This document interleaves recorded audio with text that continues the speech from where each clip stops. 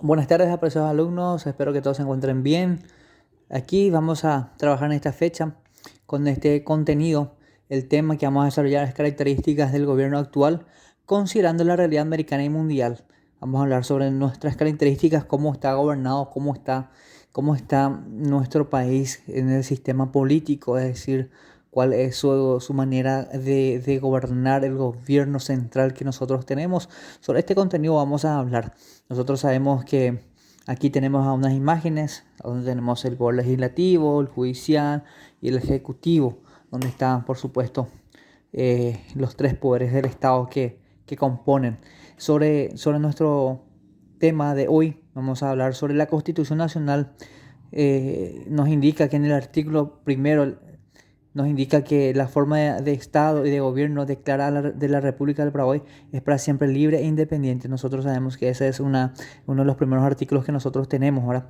Y el forma de Estado, es decir, la forma de Estado, hablar de la forma de Estado, hablar formas de gobierno, son dos temas distintos. Y sabemos nosotros que Paraguay adoptó un gobierno democrático representativa, es decir, participativa y pluralista, fundada en el reconocimiento de la dignidad humana. Sobre esa base, la Constitución Nacional está compuesta nuestra nación. Y forma de Estado, nosotros vamos a hablar un poquito de lo que es forma de Estado. ¿Cómo forma de Estado en el Paraguay adopta? Dice. El Paraguay adopta este tipo de gobierno. Es un Estado social de derecho que indica que es un país donde todos sus habitantes viven conforme al derecho. Es decir, sobre esa base se reconocen ellos una serie de derechos y libertades. Es decir, todo lo que está dentro del contexto de las reglas, de las leyes, todos tienen sus derechos y sus libertades. Saliendo de ese esquema, por supuesto, ya estamos infringiendo la ley que tenemos. Bien, el Estado unitario. ¿A qué se refiere el Estado unitario? Es decir, implica que el centro de poder está en un único lugar, es decir, su nombre lo indica, unitario, es decir, único.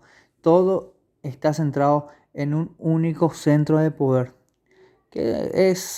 son los puntos más determinantes en este sentido. ¿Y cuáles son esos puntos? Lo que nosotros hablábamos aquí, el poder ejecutivo, el poder legislativo y el poder judicial. Sobre eso se habla. La descentralización, cuando hablamos de la descentralización, que se tiene en algunos puntos, no en la totalidad, y nos dice que pese a existir un único centro de poder en el ámbito nacional, se admiten, sin embargo, poderes locales con competencias derivadas y residuales otorgadas por dicho centro de poder político. Es decir, hay varias cosas que sí está en un único lugar. Ejemplo, la descentralización. No todo se tiene esa palabra descentralización. ¿Qué significa descentralización?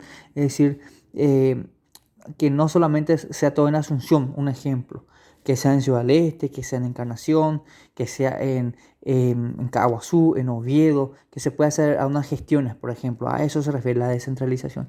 Forma de gobierno tenemos la representativa, la participativa y la pluralista. Es decir, forma de gobierno, hablamos del tipo de democracia que se tiene. La representativa, que es ejercida a través del pueblo, y esos representantes son designados por el medio del sufragio, es decir, en las elecciones, por ejemplo, el pueblo elige a su representante. La democracia participativa, donde en cierto modo el ciudadano puede tener ciertas decisiones, ¿verdad? No en su totalidad, pero sí se puede. Entonces a eso se refiere participativa. Cuando hablamos de democracia pluralista, es decir, allí los partidos políticos, otros grupos, los medios de comunicación, buscan tener su lado positivo, es decir, cada uno llevar a su lado lo que corresponde, es decir, lleva a lo que le pueda ayudar, a lo positivo para ellos. A eso se refiere la pluralista, es decir, existen temas que uno puede ayudar y otros que no, ¿verdad? Pero cada uno de repente quieren llevar a su lado o a su molino a lo positivo, es decir, a lo que le favorezca en este sentido. Bueno, sobre eso vamos a trabajar el contenido hoy, eh, sobre ese sistema. Nosotros sabemos que tenemos los poderes, el poder ejecutivo, el legislativo, que tenemos estos puntos que son importantes, y el Poder Judicial. Nosotros sabemos que el Poder Ejecutivo está ejercido ¿por quién? Por el presidente y el vicepresidente, que son los que realmente están a su cargo. La jefatura de gobierno, es decir, hablar de lo que corresponde al Estado paraguayo, son sus decisiones que se deben respetar y son ellos los que van a definir, que son el presidente y el vicepresidente. Ellos tienen potestades de elegir a sus ministros para que puedan gobernar.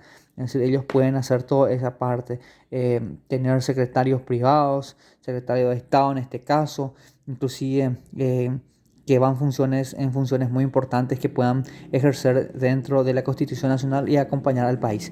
El Poder Legislativo, nosotros sabemos que el Poder Legislativo son las dos cámaras que son llamados la bicameral también, la Cámara de Senadores y la Cámara de Diputados, donde allí tenemos nuestros senadores y diputados de la nación, que bueno, son personas escogidas también a través del sufragio, que tienen la potestad de observar las atribuciones y ver si se cumplen a través del Poder Ejecutivo. Y bueno, es amplia sus funciones también.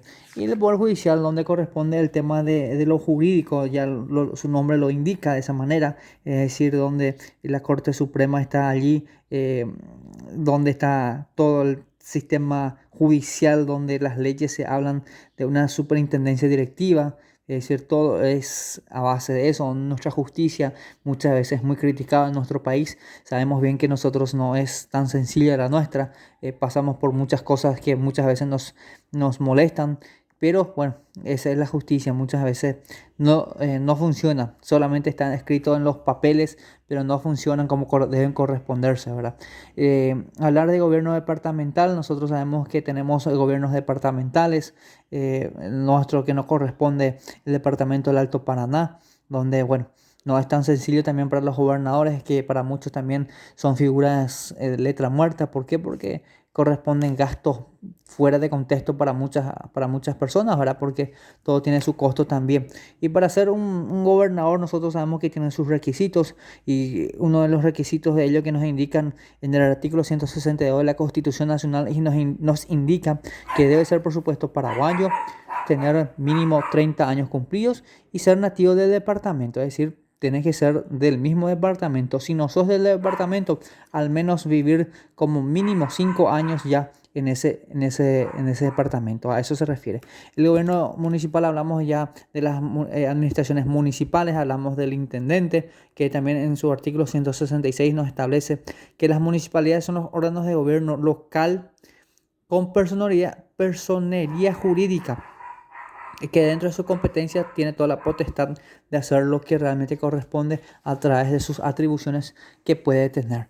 Y nosotros sabemos que una municipalidad puede ser creada y debe tener ciertos requisitos. ¿Y cuáles son los requisitos? Una población aproximadamente mínimamente de 5.000 habitantes, un territorio delimitado preferentemente por límites naturales, es decir, por supuesto hablamos de arroyos o de ríos en este caso, que tenga una capacidad económica para que pueda sustentarse, y eso va a ser una de las características para que pueda ser creado un municipio. Es decir, sobre esas bases, sobre estas actividades, nosotros vamos a completar, vamos a trabajar para que podamos presentarla, Dios mediante, para el próximo 4 de agosto, que vamos a estar completando estas actividades. Les deseo a todos felices vacaciones. Muchas gracias.